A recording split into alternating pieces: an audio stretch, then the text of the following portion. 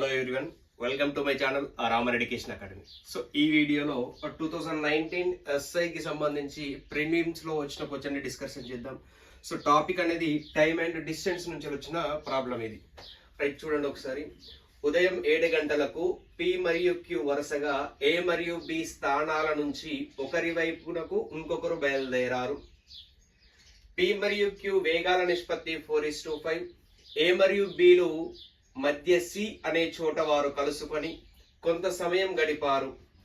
C నుండి ఉదయం 8 గంటల 7 నిమిషాలకు పి మరియు క్యూలు వరుసగా బి మరియు ఏల వైపుకు బయలుదేరారు. బి ఉదయం 9 గంటల 12 నిమిషాలకు పి చేరితే సి వద్ద వాళ్ళు కలిసి గడిపిన సమయం ఎంత అని అడుగుతుంది. సో ఏం లేదండి, ఒకసారి అబ్జర్వ్ చేస్తే ఆ రెండు స్థానాలు ఉన్నాయి. ఫర్ ఎగ్జాంపుల్ ఏ అనే స్థానం ఉంది, బి అనే స్థానం ఉంది. ఓకేనా? రైట్, చూడండి ఒకసారి. ఏ అనే స్థానం ఉంది అండ్ బి అనే స్థానం ఉంది.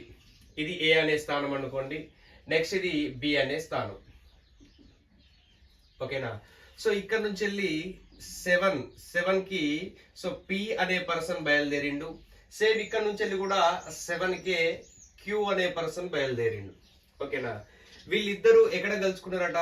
మధ్యలో ఒక ప్లేస్ ఉందట, సి అనే ప్లేస్. ఆ సి అనే ప్లేస్ దగ్గర కలుసుకున్నారట. అయితే చూడండి, పి అనే పర్సన్ ఇక్కడ నుంచి బయలుదేరిండు. ఎటువైపుకి వెళ్తుండట? బి వైపుకి వెళ్తుండట. అండ్ క్యూ అనే పర్సన్ ఇక్కడ నుంచి బయలుదేరి ఎటువైపుకి వెళ్తుండట?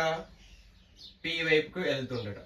సో రీచ్ అయ్యే ముందు పి అనే పర్సన్ క్యూ దగ్గర పి అనే పర్సన్ సి దగ్గర, క్యూ అనే పర్సన్ సి దగ్గర, అంటే వీళ్ళిద్దరూ కలిసి సి దగ్గర కలుసుకున్నారట.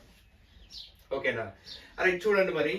సో ఏ మరియు బిలు మధ్య సి అనే చోట వారు కలుసుకొని కొంత సమయం గడిపారు. సి నుండి ఉదయం 8 గంటల 7 నిమిషాలకు పి మరియు క్యూలు వరుసగా బి మరియు ఏల వైపుకు బయలుదేరారు. రైట్, చూడండి. పి ఇటు నుంచి వెళ్ళి బి వైపుకి వెళ్తుండే కదా. సో బి వైపుకి వెళ్ళే మధ్యలో సి దగ్గర కలిసిండు. సో కలిసి ఎటువైపుకి వెళ్తున్నాడు? బి వైపుకి వెళ్తున్నాడు. సో మరి తను 8 గంటల 7 నిమిషాలకు బయలుదేరిండు. ఓకేనా? 8 గంటల 7 నిమిషాలకు బయలుదేరి సో బిని ఎన్ని గంటలకు కలుసుకున్నాడు అంటే బికి ఎప్పుడు రీచ్ అయ్యిందంటే 9 గంటల 12 నిమిషాలకు రీచ్ అయ్యింది. ఇక్కడ ఎంతసేపు వెయిట్ చేసిండో తెలియదు బి అనే పర్సన్.